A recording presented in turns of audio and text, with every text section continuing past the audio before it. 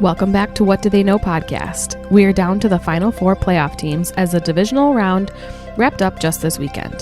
The guys will break down all 4 of the games from Saturday and Sunday and then preview 2 conference championship games for next week. But hey, what do they know? What do they know? Well, we are about to find out. What's going on, everybody? Welcome back to the What Do They Know podcast. Nick and Jeff here with you live on location directly following the Bills and the Chiefs game. We waited it out so that we could record and kind of get some instant reaction. We'll actually end up covering that game last just because it was in the order of when games were played, but we'll go over all the games for you. I tell you what, one thing right off the bat is I certainly got my wish. Last week, one thing I said was the games were pretty poor. Yeah. As far as competitiveness and like intensity. And, I think 5 of the 6 games were blowouts. Right. And this weekend was not that. There were a lot of all 4 matchups were pretty decent, pretty good. Polar opposite. Yeah. And so we'll go through them step by step. Anything jumping out at you before we kick off? Any hot takes? Anything interesting? Coming off the Buffalo Bills game, is all I can say is I'm not thrilled about it. Yeah. Obviously, there were some emotions running high here in the household. Yeah. The Hoskins household, and we're not even Bills. I mean, It depends on the day. My wife is a Bills fan. She's a closet Bills fan. Not today. Not today. She was very open about it. She's not happy. Yeah, absolutely not. We root for we sense the atmosphere, and obviously we're close to Buffalo, and obviously that fan base has needed a pick me up for the longest of times. But to face the Chiefs again, and it was that vengeance game. You have them at home. It should have been. Yeah, it should have been. Yeah, it just didn't work out that way, unfortunately. But yep, move on. Yeah. Yep. All right, so let's dive in. So we're just going to go in order of the games that were played, right. And then obviously we'll talk about the games, the matchups for next weekend. Mm-hmm. So first off, we had Houston at Baltimore. Obviously, Houston coming off the big win against Cleveland. Mm-hmm. Kind of shocking pretty much everybody with winning the division. Final score of this game was 34-10. It was kind of obviously the one game where I never really felt like it was in question. No. Yeah, what'd you see there? Yeah, it was pretty close up to until like the second quarter, I feel like, after halftime. Yeah. Because I think it actually was tied at halftime. 10-10, right? But it was only because of a punt return. Right. Houston's offense did not score a touchdown in this game. They could not do anything. No. Obviously, last week when I discussed the game, I felt like CJ Stroud had to take care of the ball and make sure he didn't turn the ball over, especially with Baltimore's, I guess, prowess to make plays happen on the defensive side. But he took care of the ball. He didn't have any turnovers. It's just that Baltimore's defense just stood their ground and did not allow that offense to move anywhere. So it just was one of those games where the game plan was held solid by Baltimore, and they didn't need the turnovers. I can only imagine what the score would have been if they had turnovers. That defense is so good. It's so good. Absolutely. I mean, that I'll be honest, I did not give enough credit during the season for Baltimore's defense, but they proved a lot during that game to hold CJ Stroud to 175 yards and no TDs and just nothing really of significance. That was very impressive. Yeah, and not only that, but Lamar Jackson just completely, he continues just to add to his MVP resume, I guess, if you would say. Obviously, technically, the MVP is a regular season award. Right. We all know that's crap. In my opinion, I mean, you can't tell me that what he does in the next couple weeks is not going to dictate that. Mm-hmm. But as far as his stat line, he 16 of 22, 152 yards, 2 touchdowns passing the ball. Right. But he had 100 yards rushing and 2 rushing touchdowns. Yep. So that's 252 yards of total offense and 4 touchdowns. Yeah, he basically did the duties of a number 1 quarterback and a number 1 running back right there. Correct. And on top of that, they had Justice Hill and Gus Edwards combined for over 100 yards rushing. Yep. So, yeah, they grounded and pounded Houston all day. It's funny. I had a conversation at church this morning with a guy talking about Baltimore specifically, and he said it perfectly. I was trying to like explain what it is, like, in comparison to who they could potentially have to go up against and, just their offense. And I'm like, there's just something about their offense for me that just doesn't, like, it still gives me just that little second of doubt. And he said it perfectly. Like, they're boring. Their offense is boring. And I'm like, dude, that is the perfect way to describe it, because I mean, they scored 34 points, right? So they can score points and it's nothing to sneeze at. Right. But like the way that they play, Like they literally, it's just a 5-yard run here, 6-yard run here. Maybe it's a little 7-yard pass to, a tight end or a running back or Zay Flowers, whoever. There's nothing. There's not like those big plays unless it's with Lamar and his legs. Other than that, like they don't wow you with their receivers. They don't throw the deep bomb. They just dink and dunk with the run game. And before you know it, you've looked up and they've scored 34 points. Yeah, exactly. So it's like, it's weird because my first inclination is to be like, man, they don't have the firepower to keep up with these teams. But when you look at not only what they've done all season, but like the point total from this past weekend, it's very, I feel like their offense is very deceiving. Oh, absolutely. I mean, they don't have that number one receiver that stands out at you that makes the big plays and whatnot. Yep. I mean, they will be getting Mark Andrews back next week. Will they really? Which is huge. Yeah, they activated him this week. He wasn't good to go, but he'll be good. Yeah. He'll be good for Sunday. So that's gigantic. That's basically their number one wide receiver. Yep, yeah, that's their playmaker that they rely on, especially in the red zone, to get those TDs. So it's. I mean, I feel like this is more of a credit to Todd Monken because this is how. I guess he envisioned this offense to kind of look. Lamar Jackson, go through your progressions, find the open receiver. Don't try to force balls, and just because I mean you're trying to make a play, and obviously he uses his legs now at I feel like the right time rather than scrambling because he just feels like it and he doesn't want to go to a second read or third read or whatever.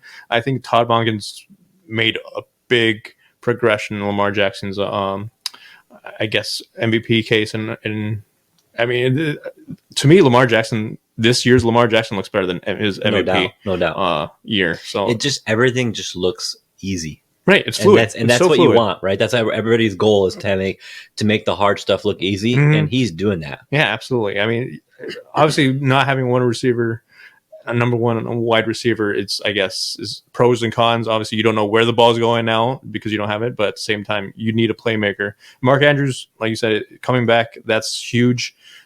It'll be definitely interesting in how you game plan against that, and it's very difficult to stop that Ravens defense or offense, I should say.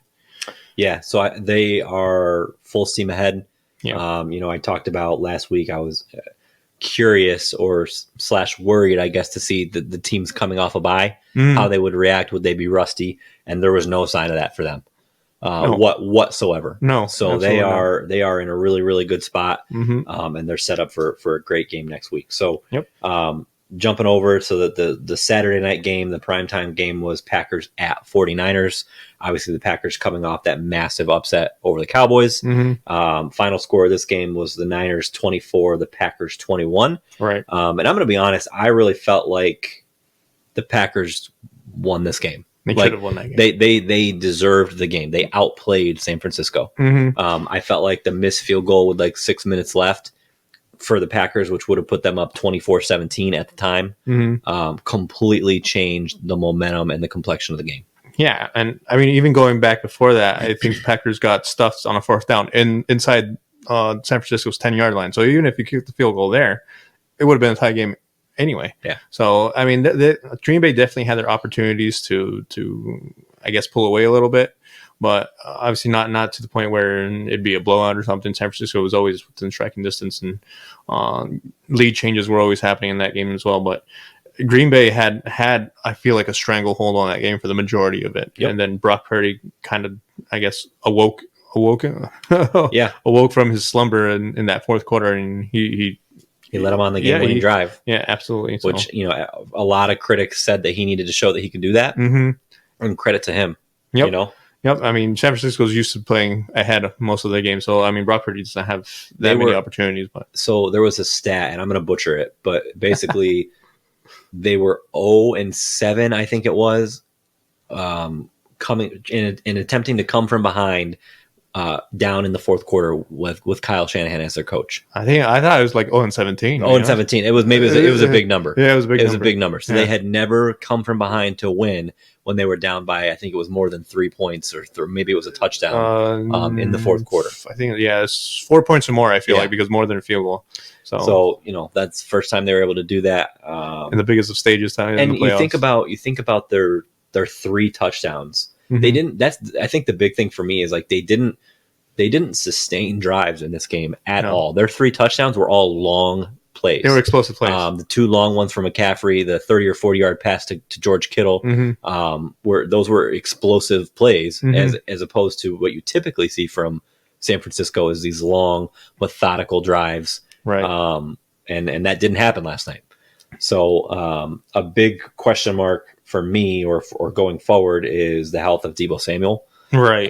We've talked on this show before about how he is one of those, maybe guys that aren't not unmentioned, but he doesn't get as much props as McCaffrey and Purdy. But, games in this season have shown when he's out, they're a different team offensively. Yeah, and they kind of showed it last night too. Yeah, you brought it up one of our episodes about during our MVP conversation. Right, absolutely. Yeah. How that whole offense just the complexion just changes. Yep. And obviously Deebo used to have the Christian McCaffrey role, but ever since McCaffrey came back in, he had to be more of a, I guess, traditional wide receiver with some gadget plays designed for him. Yep. Every once in a while. But Deebo, I mean, he's definitely the gel of that offense. I feel like McCaffrey's like the workhorse, but I feel like Deebo Samuel kind of makes that whole thing a lot more of a well-oiled machine than McCaffrey is. I think McCaffrey's like the main gear, and but he's like the fluid that he adds that other dimension that you have to have in the back of your mind. Are they going to do some sort of gadget play? Are they going to put him in motion and pass it to him? Is he going to all of a sudden come in the backfield and run it? Like, you have to have those things in the back of your mind, which makes you focus less on the McCaffreys and the Kittles. Whereas if he's not in the game, you don't. That's just one less thing you have to worry about. Right, exactly. So I mean, Green Bay, I mean, they tried their hardest. I mean, Jordan Love went 21 for 34, 194 yards, 2 TDs, but he also had 2 interceptions. I mean, that last interception was obviously very, I guess, ill-advised. It was Brett Favre. Right. It was Brett Favre reincarnated. It reminded me of this Vikings and Saints championship game where Brett Favre threw it across his body. And so there's a clip. Somebody edited it, and there's a clip of them side by side. Really? And it's literally like an identical play. Yep. Yeah. Yep. From Favre's body language to Love's body language to where the defender comes from to pick it off. Everything. Yep. Everything. Yep. So it was a very, very identical play. Yeah. And I mean, obviously, Green Bay's, I feel like they should come to be used to this, where you have a quarterback who's a gunslinger, and obviously the interception didn't come with that. Aaron Rodgers was the exception. I feel like that he just does not throw an interception regardless. But with Jordan Love being a first-year starter, it's definitely a growing pain. But I mean, you're the 7th seed. You knocked off the number 2 seed. I mean, you got to temper expectations. Obviously, you had the number 1 seed on the ropes. There's not much more you can ask for from your team at that point. No doubt, absolutely. So it's just they were playing with house money. No, I mean, if they win, it's great. But like, they're in a position now where, like, if you're a Green Bay fan, you have to be already so excited for next year. Oh, yep. I mean, you have an offense. You have pieces on offense for the next 4 or 5 years. You have your quarterback for the next, hopefully, 10 years if all goes according to plan. Yep. You have a coach who has proven that he can coach with just about anybody. Right. So they are, excuse me, they're in a phenomenal spot. Right. Absolutely. My biggest question for San Francisco is, how, and I'm not going to take credit for this because I saw somebody mention it on Twitter just now during the Bills and the Chiefs game, but it's a phenomenal point. Based off of last night, right? And so I'm going to preface this with, based off of what we saw last night, because the regular season is a different story, but can the 49ers keep up with the remaining 3 teams that they might have to play? That being, so they already have to play Detroit, and then they're either playing Baltimore with Lamar Jackson or Kansas City with Pat Mahomes. Can they keep up with those teams? Because if you look at tonight, the way that the Bills and the Chiefs each went right down the field, I know that San Francisco has shown that they can do that, but they really did not last night. Right. That's a pretty good question. I feel like defensively, they have the second best defense of the remaining 4, right behind Baltimore's. I mean, and that might be slouching Kansas City because Kansas City actually played really well today. Yes, they have a very underrated defense. But I mean, San Francisco, obviously you have Bosa and Chase Young on the edges there, and those linebackers and Greenlaw. It's I feel like it's just a force to be reckoned with, and you can't state how much that defense is going to carry that team. Detroit, I feel like they match up well with Detroit because Detroit kind of struggles with that better defenses. I mean, they got blown out by Baltimore early in the year. Yeah. So it'll be definitely interesting. They'll definitely give Detroit all they can handle in that Detroit's offense versus San Francisco's defense.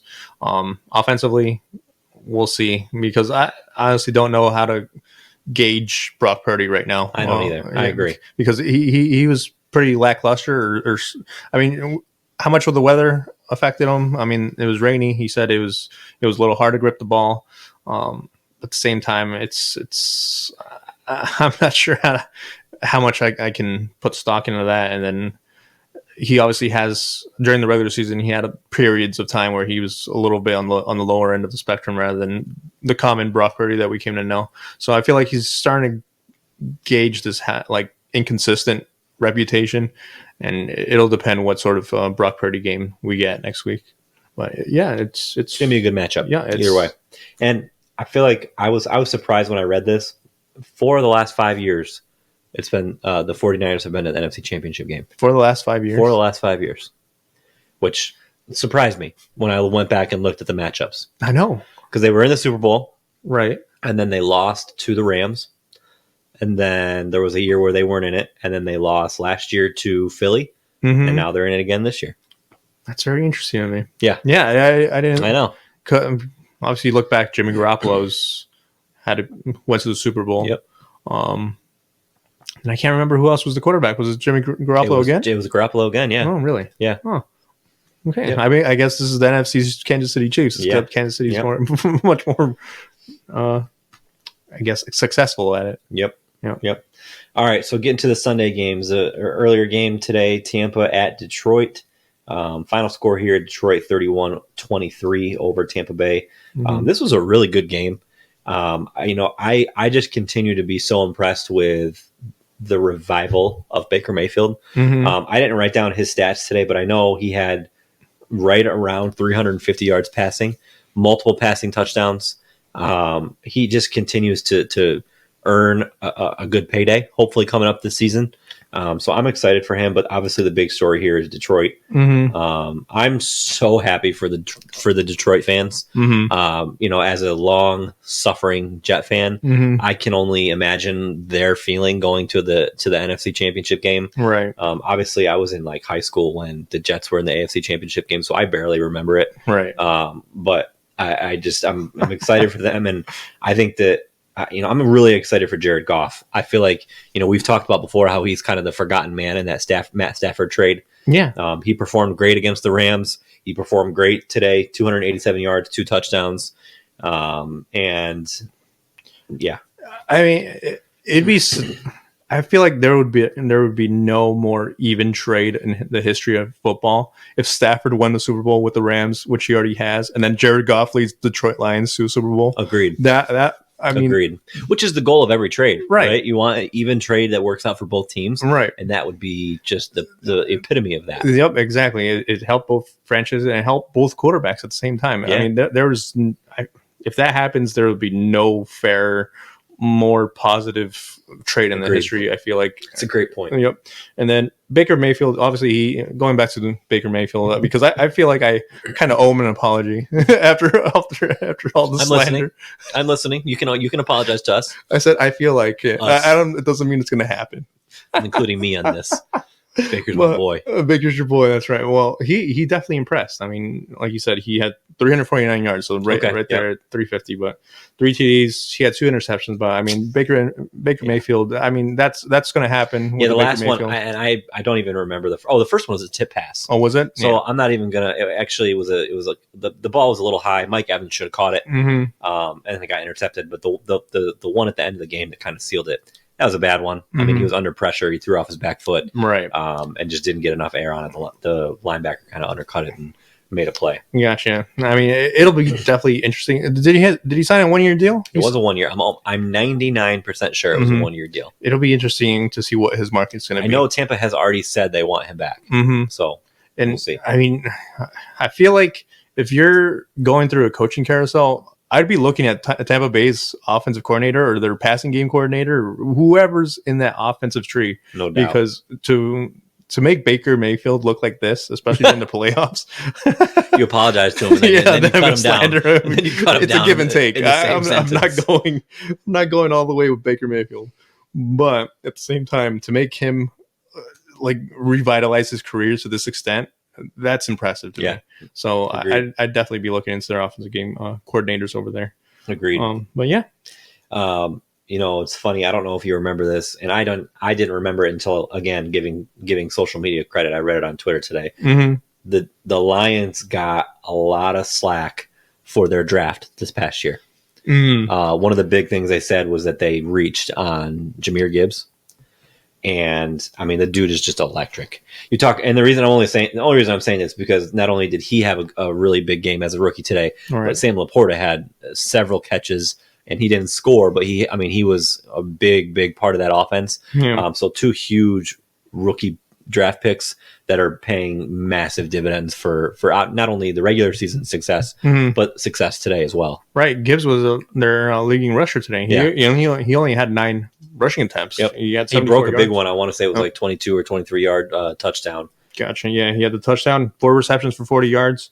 And yeah, like you said, Laporta had 9 receptions for 65 yards. So, I mean, these are between them, that's 13 receptions. Yep. And for over 100 yards. That's really impressive, especially for your rookies. Should take that all day. That's a draft haul right there. And especially on a day where, I mean, I could be wrong based on his actual stat line, but I didn't feel like Amon-Ra St. Brown had a huge impact today. So for the other 2 to step up, it was huge. And so my point is, I feel like the GM should probably get a little bit more credit than he did. Because I remember as soon as I read that, I was like, you know what? I do remember reading that Detroit got a lot of crap for their draft. So a big story as we're sitting here watching the highlights from today is Mike Evans for Tampa Bay.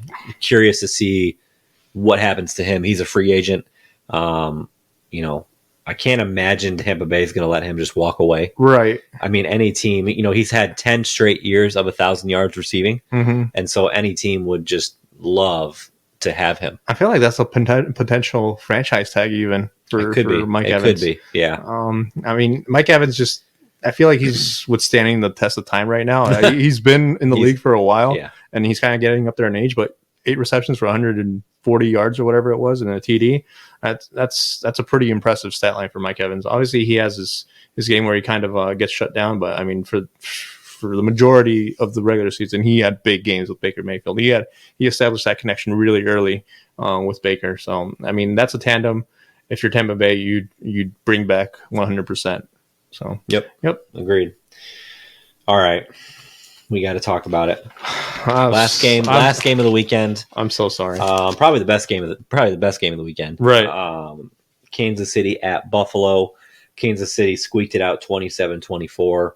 I told you before this game, my prediction was that if Josh Allen didn't make the big mistake, they were going to win. And he did not make the big mistake. He played great, and they were not able to pull it out. So I was very surprised by that. I will say he can only do so much, and you even said it watching the game. Like he can't throw it and catch it. Right. He had 3 beautiful deep throws. One to Trent Sherfield, one to Stephon Diggs. I don't remember who the other one was to. Right, can't remember. But they're just flat out drops. And either one of those could have completely changed the complexion of the game. And so that was a little disappointing to see. Yeah, I mean, as you were reading the stat line, 26 for 39 on before we recorded, but Josh Allen had 26 completions for 186 yards. Yeah. I mean, it was a lot of dink and dunk. Those are Derek Carr numbers. And those are Derek Carr. That's right. I'm very familiar with that game. And does not win many games, to be honest with you. But I mean, he did it with his legs as well. 12 carries for 72 yards and 2 TDs himself. But I mean, he tried to will that team to win, and he took care of the ball. He threw away the balls when there was nothing there. He didn't try to force anything really. Yep. But yeah, I mean, if he had a little bit of help from his receivers when he threw those deep bombs, then that would have really changed the whole momentum. And I felt like that was one of those deep balls was what they were missing from staging the comeback that they needed. But overall, I feel like the defensive injuries that they had sustained throughout the year, it was finally caught up to them. And even last week, they had a number of injuries. They were playing. I think I heard before the game they only had 4 active linebackers for this game, which is just unheard of. Yeah, you always play 3? Yeah, every down. Yeah. So if one of them goes out, you're down to your last linebacker on your roster. Yeah, that's insane to me. But yeah, I mean, they didn't force KC to punt the ball at all this game. So it's KC until the second to last drive or whatever in the fourth quarter. There were no punts. Nope. So KC is obviously I don't trust their offense at all, and yet somehow you owe them an apology too. No, I do not. I will not. Mr. One and Done. I will not apologize. They should have. I'm sorry, Miami decided to bathe in the sun instead. Go to Cancun, 1-2 Cancun, but no. And Buffalo, I will rest it with Buffalo. Should have won this game. They should have won this game, but it's just defensively they just could not get off the field. They could not get off the field, and every drive led to points for KC. So it's a momentum killer, especially offensively. When your defense can't stop the opposing offense. So yeah, I'm disappointed. I think from Buffalo's perspective, the last thing I'll say is I'm really curious to see what happens with Stephon Diggs. Yeah, where they go. I don't see a scenario. I shouldn't say that. I do see one, but what I think is way more likely is that he is not a Buffalo Bill next year. Mm-hmm. If you think about his season, I mean, I could look at his stats and be totally proven wrong, but I watched a good majority of their games. He was a non-factor. I can verify for you. My fantasy team can verify for you. There you go. The second half of the season, he again. We talked about it earlier in the season how he had a streak of under 100 yards receiving in 5 or 6 consecutive games, and I'm pretty sure that carried on all the way through tonight. Because at one point he had 3 catches for 29 yards in the third quarter. Right. So I don't know what he finished with. It wasn't much more than that. 3 for 21. 3 for 21. I got him right here. There we go. Yep. So on 8 targets. I'm really curious, and that kind of creates a bigger issue for them because they're, other than Gabe Davis, that means you're throwing to guys that you really have never heard of. Right, and I feel like without Stephon Diggs, you're going to face the same problem that KC had where they didn't have receivers to throw it to until someone emerged and Rasheed Rice. Obviously, going into next year, if you get rid of Stephon Diggs, I feel like your number one priority going into the draft is going to be draft a wide receiver. Yep. So, I mean, there's been some really good wide receivers coming out of the 20 to 30 range. Obviously, Justin Jefferson jumps up to mind. Pretty sure he was somewhere back there. But there will be talent. It's just about picking the right one. So Buffalo's offense is going to definitely need a revamp. I feel like they finally got a run game. I was going to say that I think that Joe Brady has proven he should be the offensive coordinator. Oh, absolutely. He completely changed the complexion of their offense and really their season. Mm-hmm. Yeah. I mean, he dialed up some really great plays when they mattered the most. I think they had a couple of 4th down conversions. Yep. In this game, but it just goes back to those long deep bombs that Josh Allen threw, and his receivers just couldn't. And help he couldn't him have thrown them any better. No, they were beautiful throws. Yep, absolutely, right off each player's hands. I felt like, and with no chance for the defender to even do a pass breakup. It was rough to watch. Now, I feel like being an unbiased show here. Oh, absolutely. We have to give Kansas City their dues. Now, I know that's going to probably pain you very much, but we have just dogged on them all season, and rightfully so. Right. But I think I said it either last week or the week before. I can remember countless seasons where the narrative for the Patriots was exactly the same. Right. They're done. This is the season. Brady's done. Belichick's done. And then where do you see them? In the freaking Super Bowl. Right. And they're one game away again after probably one of the worst offensive performances or seasons or issues you could think of for a defending Super Bowl champ. They're one game away again.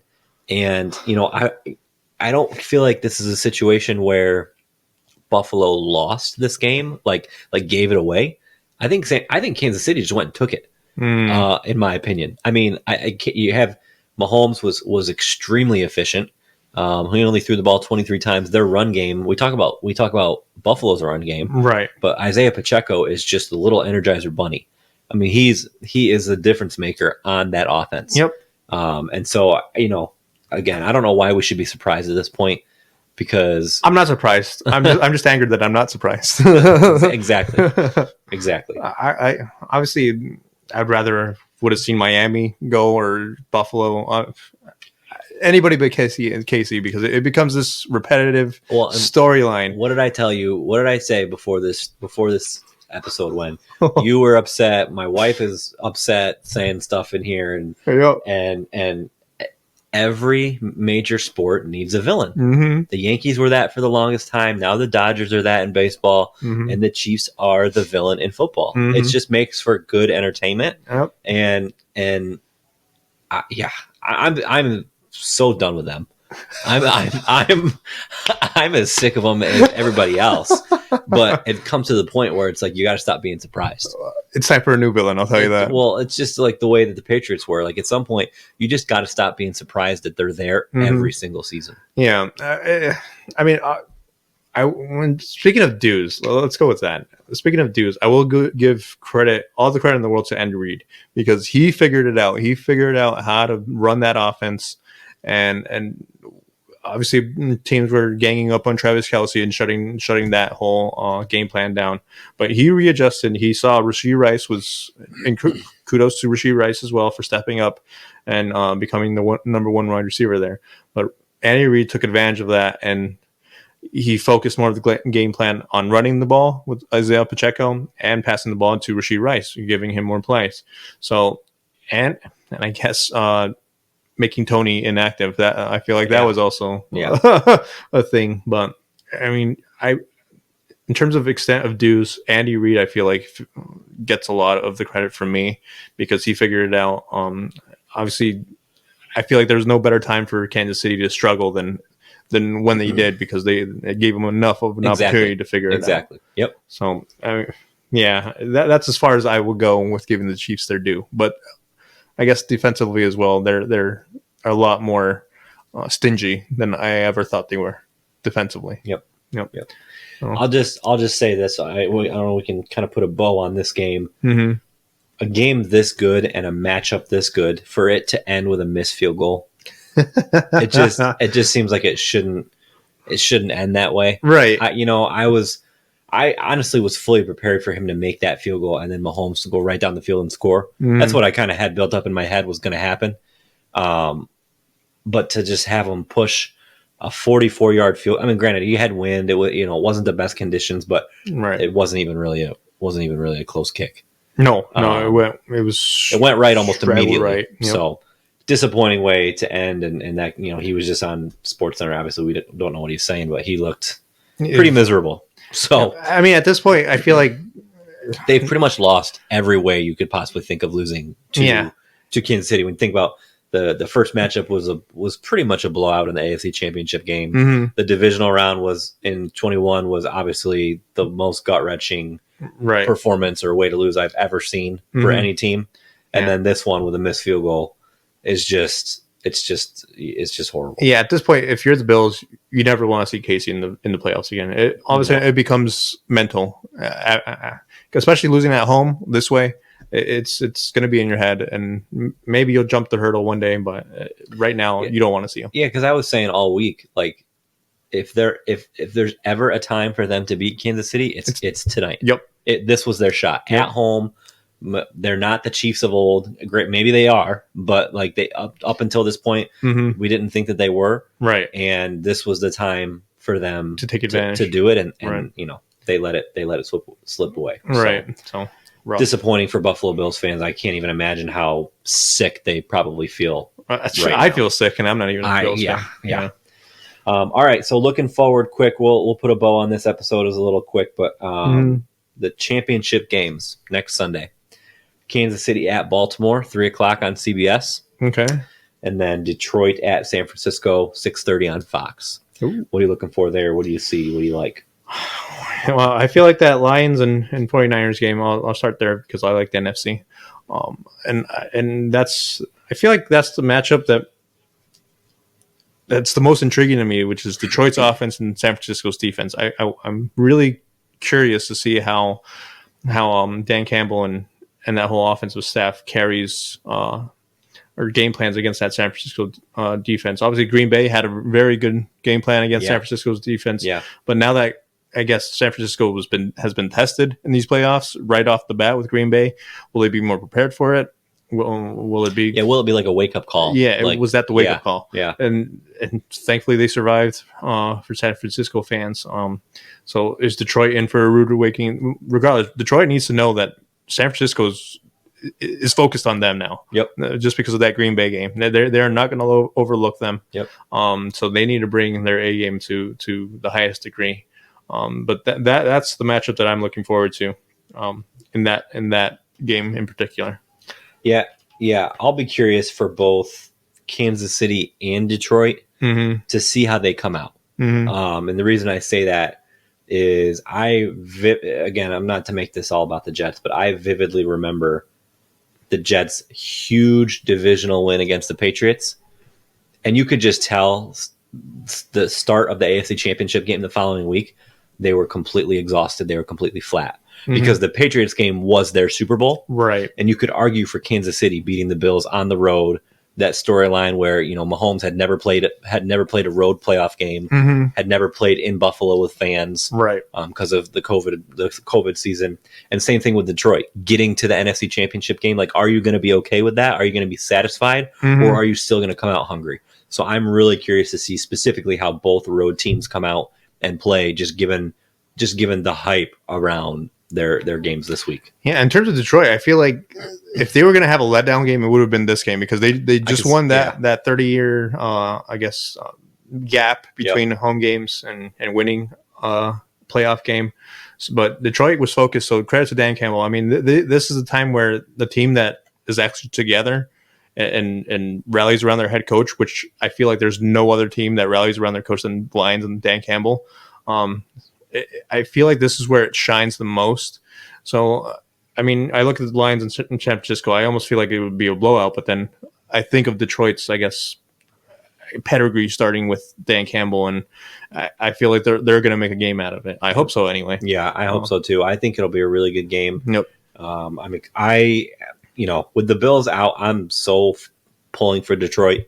Oh, absolutely. I would love to see them make it to the Super Bowl. That would just be phenomenal. Oh, absolutely. And the Ravens blow the door off the Chiefs. Well, so that's what I was just going to say is I feel like this is, and again, we're going to be sitting here next week saying the same thing. Probably. Like, how stupid are we? Yep. But like, I feel like this is a game where Baltimore's defense should completely eliminate Kansas City's offense. Oh, absolutely. I just think that Baltimore's defense is that good, where we've already talked about Buffalo was playing with second and third string guys on all levels of their defense, and it's not going to be that way in Baltimore. No, absolutely not. They'll have answers for Kelsey. They'll have answers for Pacheco, and they'll have answers for Rashee Rice. So it's gonna need to be going lower on that depth chart for Kansas City. So again, on paper, my initial reaction to that matchup is that, and it would have been the same even if it was Buffalo, right? That Baltimore should win big, just because I think that Baltimore is the best of the four teams left, right? Personally,